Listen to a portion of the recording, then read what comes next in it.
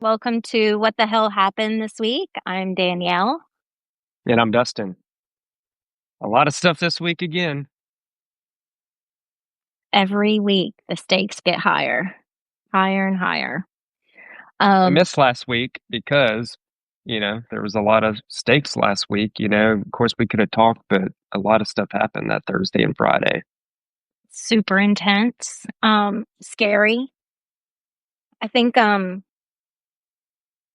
uh, it's very scary, and you're gonna share a personal story, I know, but it's just been really sad. It's been really, I'm just like sad for America right now. Yeah, it's like unease, sad. Um, it's like we crossed some kind of Rubicon or something. Like it was a feeling. I feel like most people are, a lot of people are panicking right now because it feels like we may not be able to stop this. Some of the things like, what can we do? I know here in Louisiana, we're really controlled by MAGA Republicans, like at every level of government. So we have like the national, like the executive, the legislative branch, the judicial branch are all captured by MAGA. Here, our voting system, Secretary of State, all of our statewide positions, like our little Secretary of State is MAGA.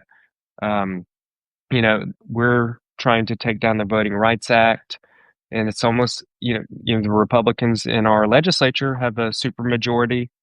Um, so it's a feeling of helplessness. What do we do now? I think there is things, of course, we can do. They want us to feel that we're powerless. Um, but now we're kind of reaching new levels where they're really coming after speech, in an authoritarian dictatorship way, not the kind cancel culture where, you know, uh, where when somebody, the Me Too movement, when people came out and, um, they did some things to women and they got canceled and, Republicans were upset with that, like that, that, Yeah, the difference is cancel culture is when the people come together to decide right. moral standards and they make different types Yeah, of we're not going to decisions with watch their this money. anymore. We're not going Yeah, to spend here or as violating freedom of speech is the government cracking down on what you can and cannot say and retribution for things that you potentially say. yeah, and it always like made me so mad just I don't know, within the last 5 years, just seeing um conservatives and MAGA like talk about free speech and First Amendment. It was like their literal like rallying cry, and they were like at the same time they're completely for Donald Trump in his last administration, warning he's doing the stuff he was talking about then. Mm. And I'm like, that's real like First Amendment violation is when the state uh messes with free speech. There's of course some exceptions, but again, it's the gaslighting of twisting the First Amendment to mean something that it's not, and then they go and violate the thing that they led with and said that they were like was their primary goal to protect free speech, and now here we are, like really getting it taken from us. And And it's it, also not like necessarily laws. It's the pressure that everybody feels, the silencing, that mhm. the self-silencing. What do you Well, think about it? yeah, I mean, there's the firings, after Charlie Kirk's death. Um, People were coming out with lists of anyone who seemed to be praising the assassination or anyone saying anything negative about him. People were The pressure was getting people fired from their jobs, but I feel like a mix too, because like the uh that was a bit of the people pressure, but it was also coming from politicians saying, oh, like Liz Murrill chimed in, didn't she? Or was that Marsha Blackburn? Can't remember, but there was a politician that chimed in on um someone who was a government worker saying demanding that they be fired. Oh yeah, And they then both did. They both did for okay, but sure. Yeah, cut from the same Liz cloth, Murrell these did. women. Yes. Yeah, because there was a um, firefighter in New Orleans that yes, somebody picked out on Facebook or whatever that said uh-huh. something like, I don't know. She said something like she's happy he died or something. I don't know. But then, yes, it was passed along to government officials. Like, we can't have people like that on the as a firefighter in New Orleans or something like that. And then you have, like, contrast that with what happened with Jimmy Kimmel, which was a clear demand from Trump, right? Yes, I mean, it's literally him. Like he is now because he is taken over like control of mergers now yeah, personally and mhm, holding all of these mergers up and letting them know what he wants done if he approves this merger. It's just corruption yeah, at the highest level. Um, yes. and then letting it happen. Of course, some people are going to get very rich from that deal. He uh, he was the arbiter of that and said, "Okay, you can get very rich if you listen to what I say," and they did it. Yeah, and it's still, like, I think that's what I'm learning about, like, because one of the things I wanna talk today about in general was how we are all sort of accepting and currently living in what is, by definition, authoritarian state. And the way that there's always something that blurs the line, right? So Hmm. Trump clearly said Jimmy Kimmel, like he gave the order that Jimmy Kimmel needed to go. He's been talking about it and demanding that for a while. But then when asked, he can say, "Oh, well, it was his ratings," right? Hmm.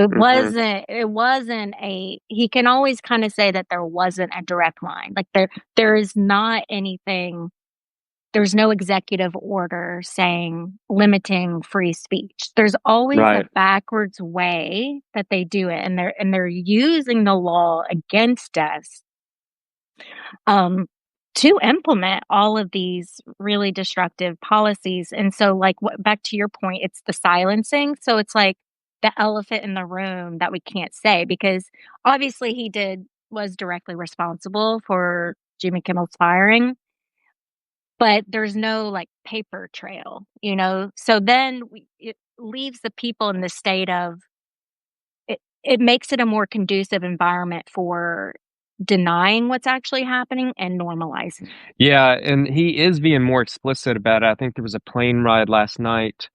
Um, he was coming back from the UK, President Trump, and like came out and said like, yes, they they they deserve to have their licenses pulled. So he was again threatening all the networks that Mhm. saying they should have their licenses pulled because they have late night people talking bad about Trump every night. He like literally said that. And then he went, well, I'll leave it up to my FEC commissioner, which of course is a Project 2025 stooge Mhm. for him, and he listens to exactly what he says. Um, so there is a through line, but your point too is that yes, there's always like some kind of blurred lines, and that's, you know, again, we weren't taught about this in school. When we were taught in school, it's like, oh, clear lines, they cancel free speech or whatever. And, there's no like blurry line that we're taught about, because of course we Yeah. gotta learn in a textbook, little. We weren't given case studies No, to but examine. I like listening to Gary Kasparov, who is a dissident from Putin, and Gary Kasparov he's known as like one of the greatest chess champions in history that fled Russia. So he's always commenting, and he's always been a moderate guy. He's not like very left leaning at all, but he is like talks about free speech, and he put it on Threads or something yesterday, or it was actually on Substack, saying like, this is how it happens, you know, because they always say, just like Putin always said, well, we have other networks. There's still people doing stand up right now, so we still Mhm. have free speech, as they slowly whittle Mhm. it away. And Danielle, even, we didn't feel comfortable going live last week. Um, of course, we were there was extreme unease at that time. I was like wanting to do away with social, and even though we're coming on now, and like, are we?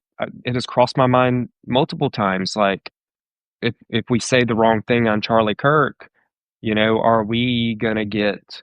So already it's in my mind, like feeling that there's gonna be some kind of penalty. Mhm. Is that in itself penalty from an authority, the president or our own officials, that somebody may clip it and send it, take it out of context maybe, and we would have some kind of penalty for that. That right Mhm. there is a violation of free speech because the state is involved in it. Yeah, I mean, because my husband's, like, questioning me. He's like, "You wanna continue with these?" Like, coming from Venezuela, he was put on a list because he was the leader of a protest college group down in Venezuela, and the same thing happened in Venezuela. I know he shared that story with y'all in text message about how it really only takes one broadcast channel, it just takes one, and then, Yes. if you silence one, the others just Hmm. silently follow. It really Yeah. just takes it says it's easier than it seems, and then that just brings me to the point of, like, I also saw I forget the creator's name, but he's a descendant of Holocaust survivors, and he's like admittedly, he's like, "I need to be doing more," but he's like he's got dual citizenship in Poland, and he has a lot of friends in Europe, and they're like, "Why are Americans not doing anything?" And he made a great point. He's like, "Okay, we had one huge protest over the summer, and then what?" I know there's, like, been little pop-ups here and there, but, like, I think people think that like, the social media aspect in creating content is important, like, we need to be talking about it, but we also gotta, like, get out in the streets. Like, Yeah. we've gotta be doing more than just talking about it. We gotta start, organizing. A great example was, like, the Black community with Target. They organized, they got together and said when Target canceled their DEI policies, they said, "Well, let's show them with our wallet," right? Hmm. And the CEO who was the head of getting rid of that DEI is now fired. Yeah. Target's Yeah. Target's not doing well. So, like, It's like the what bus boycotts cuts of the civil rights era. Like, yeah. yes, we have to learn. And while the right now is kind of, they're seeming to unravel. Like, I just watched a video of Nick Fuentes admitting that Trump was a scam artist. So there's infighting right now. We need to be organized to like capitalize on this moment. And everyone's saying like it's too late or we have Hmm. a few more months and then it's too late. We're in this stage, we're in that stage. And it's like we're all just slowly watching the cliff and not doing anything. Hmm. Yeah, I think people want to bury their heads in the sand because people don't want to think about it because it's really hard to accept, Hmm. that fate, or that, it's like, well, yeah, because I mean, there's 300 million people here. It's everybody kind of has a feeling, what can I do about it? I need to take care of my family, and just keep working or whatever and hope somebody else is gonna save us or hope something else happens. But yeah, I understand how difficult it is And for, easier said than done because, I mean, you just wrote about this in your latest article, but you had a friend, an old school, like, longtime friend, kinda unearth himself the day after the assassination and kind of threaten you. And when it happens to you, when there's a real threat, whether direct or even unspoken, like, that that really did affect us. Like, we did not go live on Friday because of yeah, it. Because it's like, at the end of the day, and I think that's yeah, I didn't realize how easy it would be because fear is real. Like, we have fear is, um, kind of like the main emotion that drives human beings. I yeah, just yeah, but it's true because you faced it last week and it worked. Like, yeah. it was really scary. Yeah, I was definitely threatened by him, and again, we were close friends, for a while, off and on. We've lost touch these last few years since I ran statewide in my treasurer campaign. Um, he he kind of broke off contact, and I'd tried a year ago since then to try to grab beer with him and stuff, and I was kind of like ghosted a bit.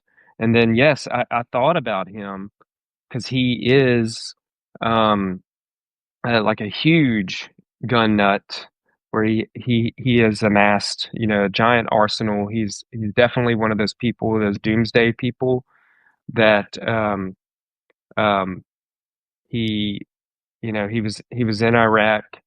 He's a veteran, so always appreciated what he did for the country. But I think he definitely had some things that he's dealing with since then. I don't know if it was PTSD or not, but he's became a complete loner, um, and definitely has. I've been around him when he's had cousins over at their deer camp, and they were playing with guns like machine guns and stuff and ARs like while they were drinking, you know, and joking, and that was during COVID. I remember because I went and visited them at the camp, and we were just drinking beers, and they were there, so they're definitely like of that very right wing militia mentality.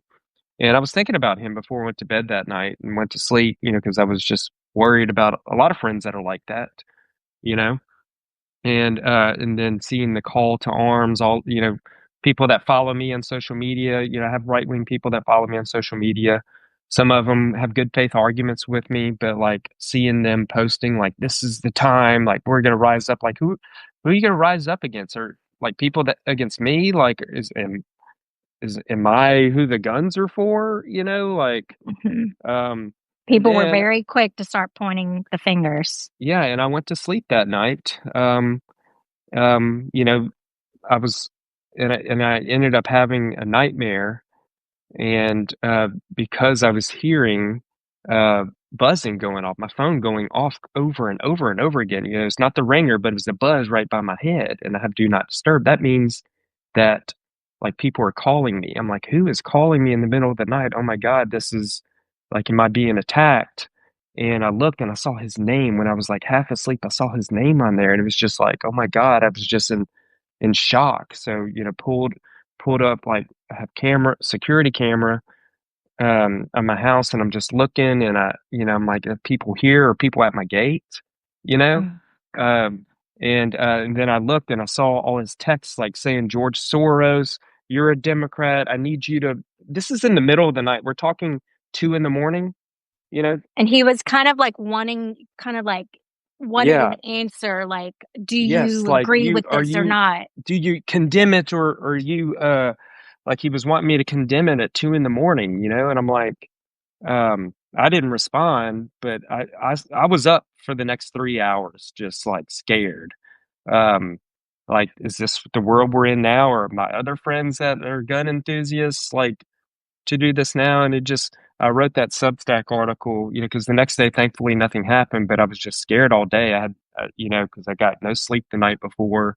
Just, you had the president coming on the air saying it's the Democrats, they're trying to incite Stoke. all these people with guns, and it just made me think like, and that's why I wrote that Substack article. Like, it made me think of like this transition we've had for like a lot of these people that have all these guns now, and I remember growing up in elementary school and high school, and like the dads that were gun enthusiasts, it was like some antique pistols and stuff. I remember Yeah. like one of my friends had his dad had Shotguns, a like gun. old school They had a shotguns. gun case with like Yeah. 20 guns, but they were all like a pistol from the Civil War. It was a Yeah. rifle from the Civil Or it War. It was was for like, hunting, like for deer hunting, yeah, duck hunting, or like dad would shoot armadillos yeah. We never and had. snakes.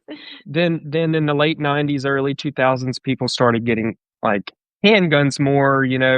Which Mhm. that was kind of normal. Most people have them now, especially in the South. For protection and stuff for their home. But then like something else happened in the last 15 years where like all these it became cool to like get all these like tricked out AR-15s, and just always bothered me, and how it became so politicized in the last 15 years. I say it's from um It was from the Obama years, and I was listening to Ezra Recline's podcast this past week because he interviewed Ben Shapiro, a very leading right wing figure, and Ezra Klein. This is before the Charlie Kirk murder, and Ezra Klein was like, "When do you think?" Like, I'm asking you, Ben. Like, when did things really turn that y'all were like so scared of the Democrats and like what? And it's kind of like when the polarization really started. And Ben Shapiro said the moment was whenever Obama started like saying good things about Trayvon Martin and how he was killed and how like black people lived with fear like that could have been his son. And that was like the turning point. And right after that, like Ferguson happened, so we were having, some of these racial tensions during Obama's years. And Ben Shapiro was saying, well, Obama ran saying that like all that race and stuff was past us, we have a black president. And I guess he was not allowed to say anything about society It and was race they were tensions in kind of like, society. "What more do you want? Yeah. And I You think, have the presidency, and we're still not allowed to murder you?" Like, was yeah, that it? Like, they were just like, it you was can't have it shocking to all, me. Obama." Yeah. I was like, oh my God, it does make sense because that's whenever I started noticing changes. I remember I had a neighbor at my old house.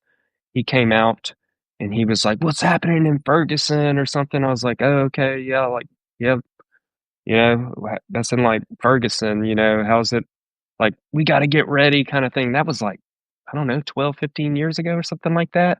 And I think that was the moment really that we really started seeing, The culture wars yeah, like started. really started seeing that division.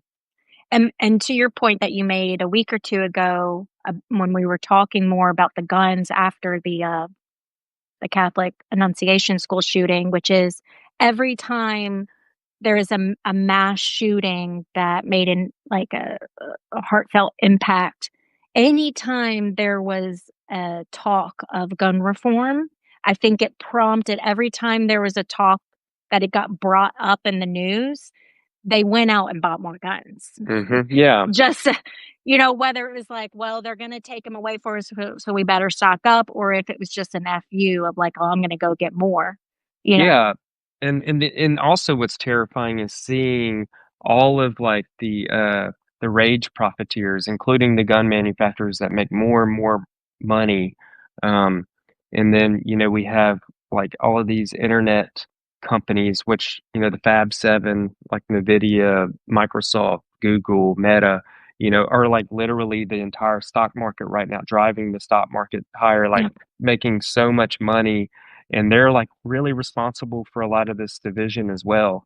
Mhm. And I'm writing a Substack now about like narratives and stuff, and and we were talking about race. It was obvious to a lot of us, like we talked about racial tensions and white supremacy and stuff a lot. We um, kind of get made fun of as liberals that talk about it. A lot of right wingers wish it would just go away, but to me, this is the entire narrative. Like it's the narrative story shadow of America. Of course, it's not the only thing about America. Ben Shapiro is saying like, oh, we can't say America's only this. No, I get that, but it has been the shadow of America, of what we haven't been able to talk about. It has created almost every conflict that we've had in America. I mean, even from the beginning, they didn't know It what to do always all about comes down to the race. slave population in Mhm. power. You know what I mean? So they, in order to get the Southern states to even generate America, to create America, to have the Southern states on board, they had to like give extra power to uh, slaveholders, because to count some of their slaves as power and representation in our government. So it's from the very beginning, and even expansion, with what we did to Native Americans, and then really a lot of it coming to the head in Civil War, and the narratives that Abraham Lincoln had to tell to like get the Union to fight against slavery. And then, of course, there's the counter narrative that we had with in the South. Um, again, and I mentioned this, that, how did the plantation owners get all the poor white people? Because they were very poor, just like they are today in the South, in the Deep South especially.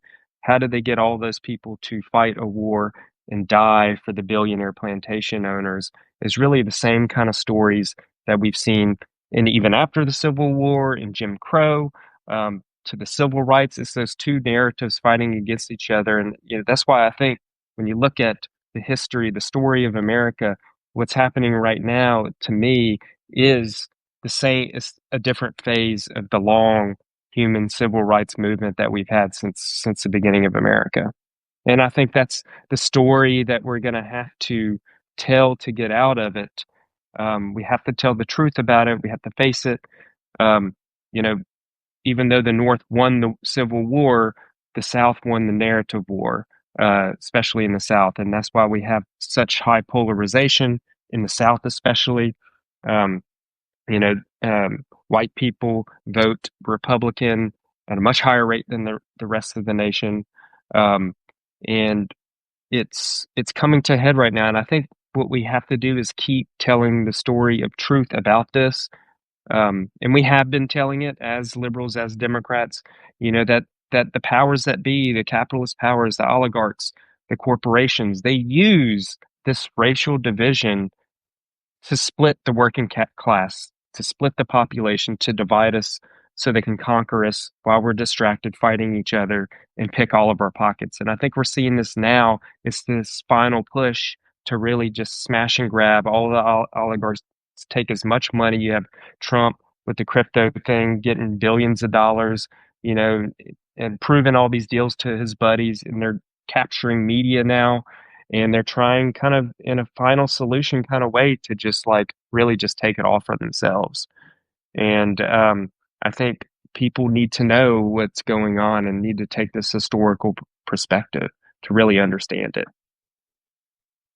Yeah, I mean, the narrative of creating the discourse and the us versus them, what and let's talk about, you know, how this assassination may tie into that, because a lot of people are saying, and throughout time, like the Civil War and any of the war, there's usually a catalyst, like a moment. There's a martyr that usually gets killed to propel the movement forward. Hmm. And there are already conspiracy theories about the assassination of Charlie. um, and you know what? We're not spiritorial here. But one of the things I did see that I thought was interesting, Well, we because can't, we can say that they are exploiting it. I mean, the way that yes, yeah, Donald yeah, Trump came directly after that and said it's the Democrats, it's yeah. whatever, like they are trying to exploit it. And I think we should call that out. One of the first things that I thought of when I saw the video was it was shocking to witness it. And I immediately thought, um, I kind of immediately compared it to like a school shooting. And I was like, do because I think part of the massive outrage was because we saw how horrific these high powered assault rifles, like how horrific it is to be gunned down. And Yeah, my thought was like, why are we seeing this? Like, why are we seeing this and like so easily? Like the first video I watched, right. I go, why Why is is it this even up? everywhere? Billion, Why is yeah, it? everybody in America watched it. And Just then I was like, okay, if the outrage is just like, do we? Because a few weeks ago there was a photo released of Uvalde, which is just a classroom. There were no children in it, but it was just the blood markings of like right. how they got, and that seeing that turned my stomach. It was shocking, Yeah, made like me the cry, Sandy Hook, and I hearing was about like, that too. because when everyone was talking about selective outrage, but it just got me thinking. It's just that was one of my thoughts. It's like, why are we watching this? And then I saw someone create a video around it, and I was like, that's really interesting. So she was talking about how back in 2019, the Christchurch massacre was live streamed on Facebook. Mm-hmm. And people were outraged that they were just distraught by the violence that they saw. The people that I didn't see it. I didn't seek it out, and it No, I wasn't in my didn't either. face. Yeah. So that's when this thing called the the GIF-CT, which is the um, Is it a global law saying that you can't global show violence or something? global interforum to counter terrorism, and all of the social media platforms agreed that if something gets flagged, for example, on Twitter, then it should immediately get taken down on every platform. Mm-hmm. And she said if it doesn't, since 2019, that's been the rule. And I mean, because you think about Palestine, think about all of the violent things that have been happening in the world, and we don't really see any of that. We're not Mm-hmm. just easily exposed to that. You have to go digging for it. And she said, if you're seeing something like what happened to Charlie Kirk, it means that someone intervened and allowed it to happen. Yeah, like there was no fail safe to like There was no, and it's stop the still up. video. Like it's still up. Like you Yeah, could go look at it now, and that's with the gift CT. That's not supposed to be up. So it just makes you wonder. Just makes you wonder yeah, why. it's Why do we say it? Because I do think that was part of the outrage. Is that all of these non-political people, we talk about a lot of like the Katies or the new Karens, a lot of people where you could speculate they leaned right and they just haven't always been vocal online. I mean, people were coming out of the woodwork to like really go to like defend and share the honor of Charlie Kirk, and it's like you haven't shared anything about anything horrible that's happened in the last past decade. And I think it's because they saw it, because it was tragic. Like I saw it, right. I was shaking, I was crying, like this is someone I Well, it's kind of like didn't. George Floyd. George Floyd, like we Yes. saw like the knee on the neck, but of Yes. course I don't think we saw the death, but people saw it, and yeah, it created something else, and it made us, again, like we're as left leaning and Democrats, put us on such a defense, like because like we didn't have the same feelings of uh of love towards like what Charlie Kirk said, like that, they say he was a free speech warrior and all that, like I kind of disagree with all that, but again, we're afraid to say that. Of course, we completely think that condemn the political violence. Democrats across the spectrum, all elected officials, all condemn the violence because, of course, we do. I've never heard anybody say that political violence is the way to go and killing political opponents is, Except for Trump. yeah, Trump said yeah. it. But then, yeah, yeah, we're supposed to kind of go out of our way um, to be part of the life. Pay Yeah, homage. Yeah. yeah. And just to put a period on my thought is, and I brought this up to Andreas, I was like, he didn't know the full story of like Emmett Till. That was a significant moment in history only because the mother decided to have the open casket of what Yeah, happened to him.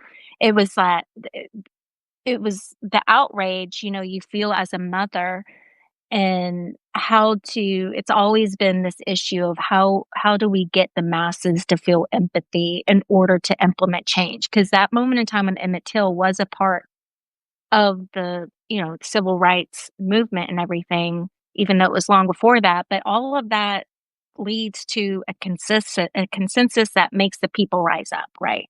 It just got me thinking, like I think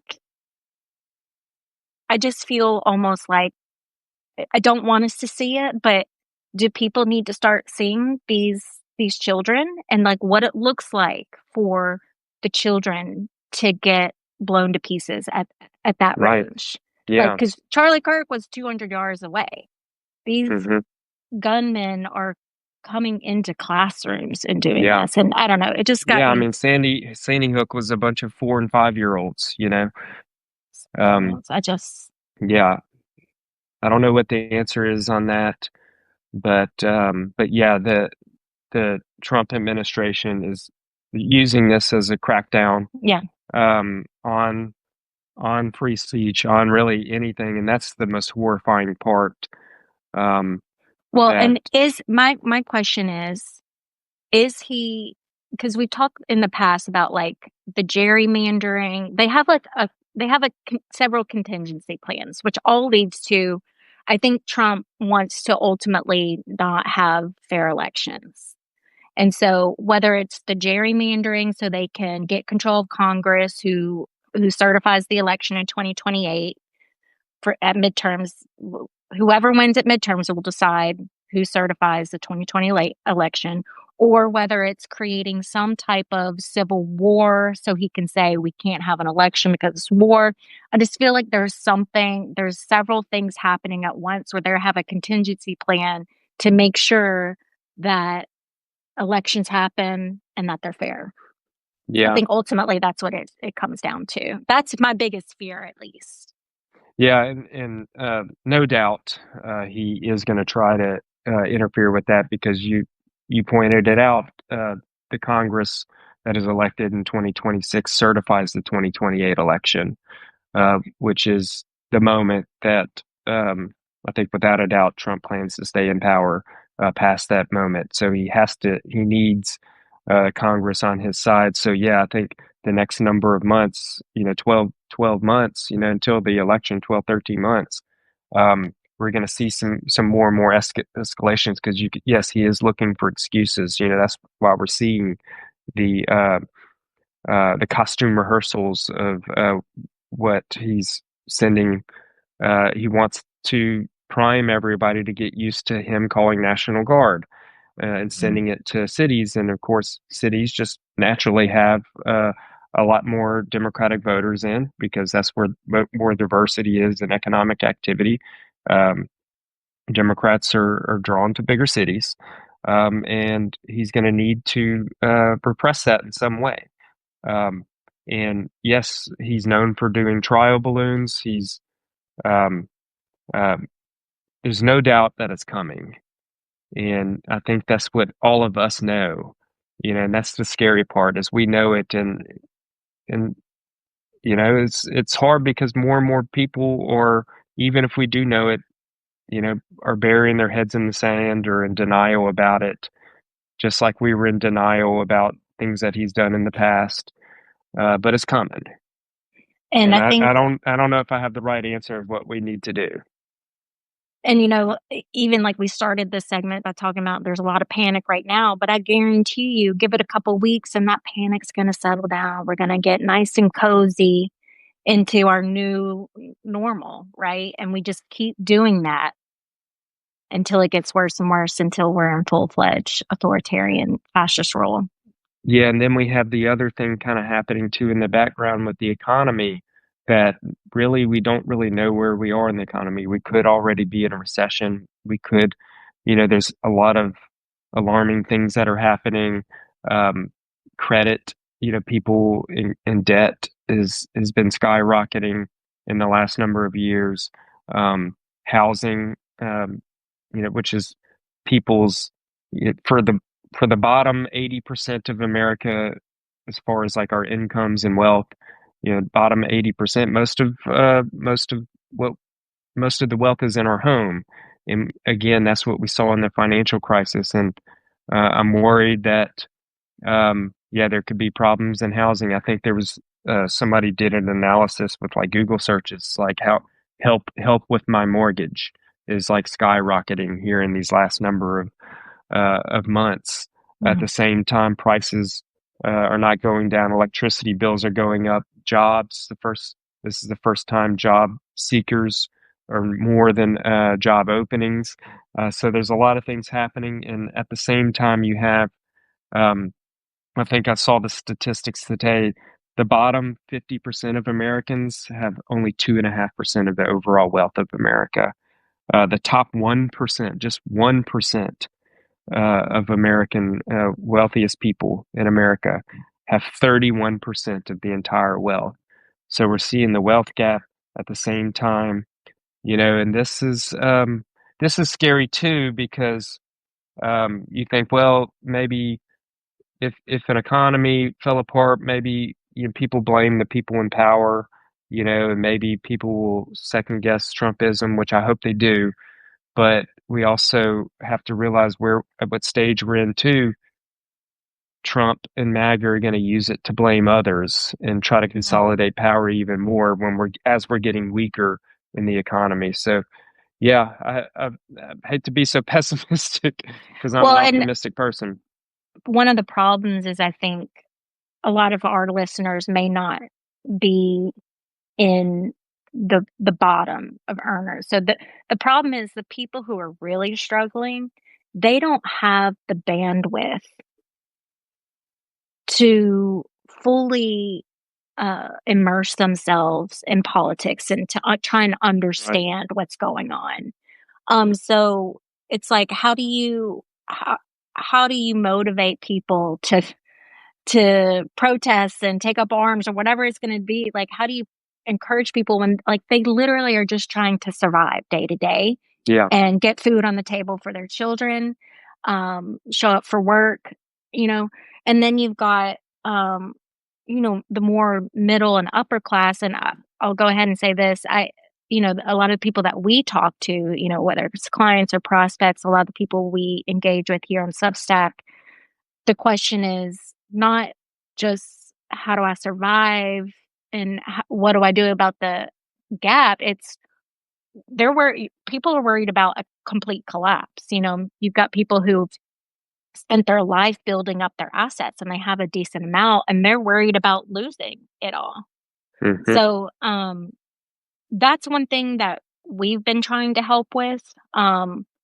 Is I'm creating a tool, like it's a wealth resilience playbook of just kind of like preparedness. Because I've had a lot of friends, even personally, ask me, they're like, Danielle, what do I like? What are you doing? Like, okay, Hmm. like it's almost like everyone that's on our wavelength is like admitting we're there, whatever stage, like this is happening. Yes, Carrie, or retirements. Um, so like people are asking like what's your plan, where are you going, what you doing? And for us as certified financial planners, advisors of multiple decades, that's one thing that we can do within our realm is just like help prepare. And it's not saying we should stop fighting and admit defeat, but it's just like it's about having control over what we can and can't do, and one of them is just preparing. So, we're putting together that toolkit. I know we're gonna have our webinar soon to help launch it, and talk to people about some of the things that we're helping our clients do to prepare. So, just stay tuned for that. Great. Anything else So for much, today? so much I can talk about, but just wanted to come It's on and uh, you know, we do have. There's more than us.